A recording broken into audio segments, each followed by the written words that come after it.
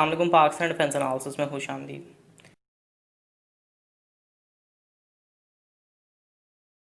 ये news US air force के हवाले से है और ये न्यूज़ वाकई बताती है कि यूएसए वाकई इस दुनिया में किस वजह से सुपर पावर है।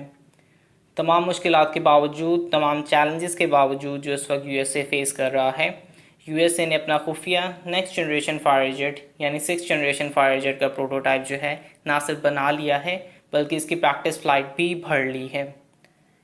ये वाकई इस बात की अक्कासी है कि यूएस अपनी टेक्नोलॉजिकल सुपीरियॉरिटी की वजह से दुनिया पे हुक्मरानी कर रहा है। जहां चाइना और रशिया अभी अपने 5th जनरेशन फायर जेट को परफेक्ट बनाने में मसरूफ़ हैं और बाकी की दुनिया जो है 5th जनरेशन फायर जेट को बनाने में ही मसरूफ़ है, और पूरा यूरोप जिसने 5th जनरेशन को छोड़कर 6th जनरेशन पे काम शुरू कर दिया है, लेकिन अभी तक सिर्फ उसका एक स्केल्ड मॉडल ही पेश कर पाए हैं। लेकिन यूएसए ने ना सिर्फ इसमें इतनी एडवांसमेंट हासिल कर ली है कि ना सिर्फ इसका प्रोटोटाइप बन चुका है बल्कि इसकी टेस्ट फ्लाइट भी यूएसए ने कर ली है। आमतौर पर यूएसए जो टेंडर्स देता है फायर जेट की तैयारी के लिए, तो उनमें से टॉप 2 को कंसिडरेशन में लाया जाता है। तो मैं हैरान नहीं होऊंगा अगर इस advance next generation fighter program में इसका एक राइवल भी सामने नज़र आ जाए, यानी उसको भी टेस्ट किया जाए। Assistant secretary air force US Will Roper ने डिफेंस न्यूज़ को इंटरव्यू दिया था। उनके मुताबिक हमने अभी तक फुल स्केल डेमोन्स्ट्रेटर बना भी लिया है जिनमें बहुत से रिकॉर्ड्स जो हैं तोड़े गए हैं, और हम तैयार हैं इसकी तैयारी के लिए जिस तरह से पहले कभी नहीं तैयारी की गई है। इस चीज़ को इतना खुफिया रखा जा रहा है कि ना सिर्फ इसके नंबर ऑफ़ प्रोटोटाइप्स के बारे में नहीं बताया जा रहा, ना ही इसके बनाने वाली कंपनी के बारे में कुछ बताया जा रहा है, ना ये कि इसने पहली फ़्लाइट कब भरी, कुछ भी इसके बारे में नहीं बताया जा रहा। सिर्फ एक चीज़ बताई जा रही है जो कि अगर ठीक है तो जो मैं यूएसए की सुपर पावर होने की बात की है उसकी क्रेडिबिलिटी में ये यकीनन कई गुना इजाफा कर देती है। विल रोपर कह रहे हैं कि इस एयरफोर्स ने प्रूव कर दिया है कि सिर्फ एक साल में ना सिर्फ कटिंग एज एडवांस टेक्नोलॉजीज़ के ज़रिए एक वर्चुअल वर्जन को बनाया जा सकता है, बल्कि इसी एक साल में इसका फुल स्केल प्रोटोटाइप बनाकर इसमें मिशन नेसेसरी सिस्टम्स की इंटीग्रेशन करके इसे टेस्ट फ्लाई भी कर दिया गया है। विल रोपर ने इस इंटरव्यू में और भी बहुत सी चीज़ें कही हैं, लेकिन बाद में जो मेन चीज़ पे उन्होंने ख्याल किया है उनके मुताबिक वो ये नहीं है कि फाइटर जेट जो वो बनाया जा रहा है उसको वो सबसे पहले मुकम्मल कर लें।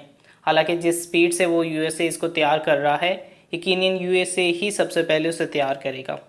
लेकिन विल रोपर का कहना है कि टेक्निकल एडवांटेज वो एरिया है जहां हमें बाकी सबसे फोकियत हासिल करनी होगी। यही फैक्टर सबसे अहम है। 6th जनरेशन फायर जेट का कॉन्सेप्ट जो है अभी भी टेक्निकल एस्पेक्ट से इतना वाज़ेह नहीं है, क्योंकि किसी को भी इस बात का भी मुकम्मल तौर पे अंदाज़ा नहीं है कि वो कौन से खसूसियात या फ़ीचर्स होंगे जिससे एक 5th जनरेशन और एक 6th जनरेशन में वाज़ेह तौर पे फ़र्क किया जा सकेगा। कुछ फैक्टर्स ज़रूर सामने आए हैं, जैसे इसमें लेज़र वेपन्स हो सकते हैं, सुपर स्टेल्थ होगा ये, लेकिन अभी भी इसका नॉमेनक्लेचर आम अंडरस्टैंडिंग में इतना वाज़ेह नहीं है। तो ये एक चीज़ है जिसका इंतज़ाम मुझे यकीनन रहेगा। आई सपोज़ FX के नाम से इसे शायद मंसूब किया जाएगा, तो इसके डिज़ाइन को बहुत एंटिसिपेट किया जा रहा है, जिसके लिए शायद हमें ज़्यादा इंतज़ार भी ना करना पड़े।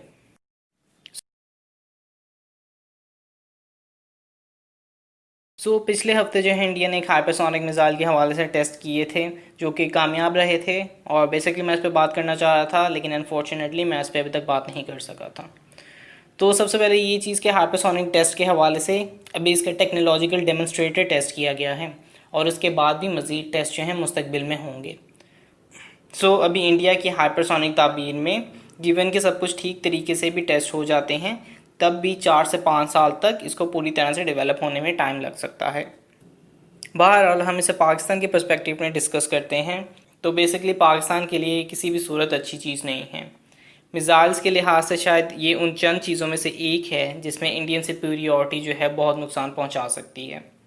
पाकिस्तान के डिफेंस में हाउएवर पाकिस्तान हमेशा अपनी डेवलपमेंट्स को काउंटर बैलेंस करने के लिए इस्तेमाल करता है, तो इन रिस्पॉन्स पाकिस्तान कुछ ऑफेंसिव स्टेप्स को इम्प्लीमेंट कर सकता है। फिर एक मिस्ट्री जो है उस मिसाइल को लेकर भी है, जहाँ जो मिसाइल पाकिस्तान एयरफोर्स ने रिसेंटली मुजाहिदीन अफलाक में दिखाया था, यकीनन वो एक अंदाज़े के मुताबिक एक सुपरसोनिक मिसाइल है। गिवन कि अगर वो एक सुपरसोनिक मिसाइल है तो सुपरसोनिक मिसाइल को तो काउंटर बैलेंस किया जा सकता है। जहाँ तक हाइपरसोनिक मिसाइल की बात रही, तो अभी के लिए पाकिस्तान चाइना से इस तरह के मिसाइल परचेज़ कर सकता है, इनफैक्ट DF-17 के हवाले से भी कुछ न्यूज़ स्प्रेड कर रही थी कि इसे पाकिस्तान लेने में इंटरेस्टेड है, लेकिन इंडिया जो है इस मिसाइल को बहुत ज़्यादा नंबर्स में बना सकता है। तो आउटकम यही है कि इसकी डेवलपमेंट के प्रोसेस को आगे बढ़ाया जाए। इसके डेवलपमेंट के मुतालिक जो है इनिशियल स्टडीज़ भी की गई हैं पाकिस्तान की जानिब से। तो इसका मतलब यही है कि पाकिस्तान ज़रूर इसको बनाने में मसरूफ़ है, लेकिन इसको जितनी जल्दी किया जा सके उतना ही बेहतर है।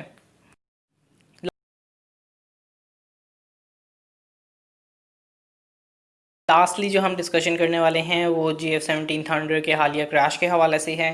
स्क्वाड्रन नंबर 14 टेल चॉपर्स और सीरियल नंबर 41 जो है ब्लॉक 2 अटक के एरिया में क्रैश हो गया था। क्रैश की वजह जो अभी तक कंफर्म हो रही है वो एक टेक्निकल फॉल्ट था या बर्ड के टकराने की वजह से GF-17 जो है क्रैश कर गया था। अच्छी चीज़ इसमें यह है कि पायलट ने सेफली इजेक्ट कर दिया था और इस इवेंट में कोई जानी नुकसान नहीं हुआ था। रिकॉर्डेड तारीख में जो है 3 GF-17 थंडर क्रैश कर चुके हैं, एक 2011 में, एक 2016 में और ये अब एक 2020 में। तो वाइल ये क्रैश जो है एक बहुत ही अफसोसनाक वाक़या है, मेरे ख्याल से GF-17 थंडर जो है उस फेज़ से कहीं आगे निकल चुका है जहाँ पे हम GF-17 थंडर की क्रेडिबिलिटी पे सवाल उठाएं। ये बात ठीक है कि फाइटर जेट्स वही क्रैश होंगे जो कि एक्टिव ड्यूटी परफॉर्म करते हैं। पाकिस्तान अपने GF-17 थंडर का इस्तेमाल पूरे मुल्क में एक्सटेंसिव यूज़ में करता है। पाकिस्तान आर्मी के दहशतगर्दी के ख़िलाफ़ भी इसका बहुत ज़्यादा इस्तेमाल हुआ है, तो इसकी क्रेडिबिलिटी पे कोई शक नहीं होना चाहिए। पाकिस्तान एयरफोर्स का ट्रस्ट इस चीज़ से ही ज़ाहिर है कि इसके तकरीबन 110 प्लस यूनिट्स जो हैं हम यूज़ कर रहे हैं और आगे भी मज़ीद यूनिट्स हम हासिल करने वाले हैं। 2007 में इसे इंडक्ट कर लिया गया था और तकरीबन 13 साल से इसे फ्लाई किया जा रहा है, जिसमें इसने बेहतरीन रिकॉर्ड को डिस्प्ले किया है।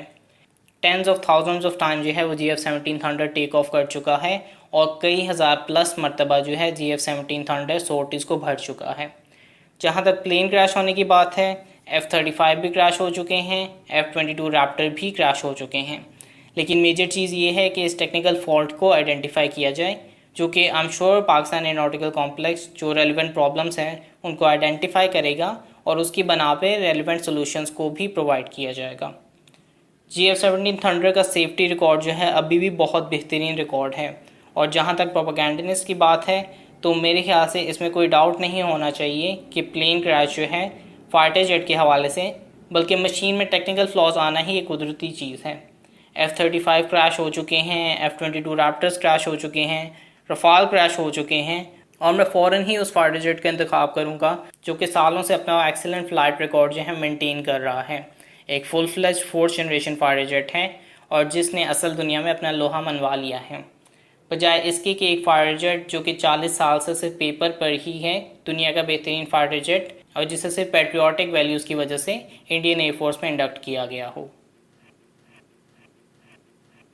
लाइक सब्सक्राइब और अगर आपकी कोई फीडबैक है तो कमेंट बॉक्स में डालिए। तब तक के लिए पीस आउट। पाकिस्तान जिंदाबाद।